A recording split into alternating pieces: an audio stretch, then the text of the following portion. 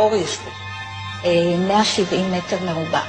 זה נחשב בנק גדול ביחס לעולם? זה הכי גדול בעולם. הכי גדול בעולם? כן.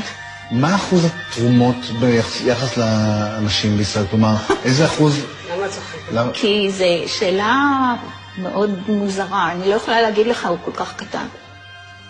אז שאלה לא מוזרה, תשובה מוזרה. תשובה מוזרה. לא, התשובה לא מוזרה.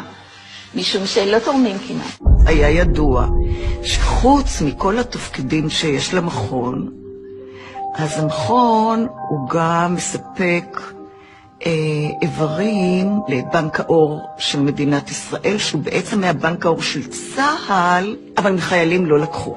לא נוגעים, משאירים שלם את החייל, מאוד חשוב, אבל לוקחים מאחרים. מי? אז עכשיו השאלה מי, ותדמיינו ממי לוקחים. בתקופות מסוימות לקחו מפלסטינאים, ואחר כך זה היה עולים חדשים, עובדים זרים.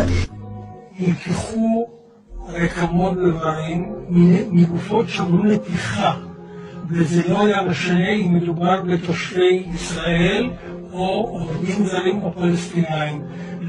ברוב חללי צה"ל לא בוצעו נתיחות, מכיוון שלא נתבקשו לבצע נתיחות. ברגע שלא מבצעים נתיחה, לא נלקחות רקמות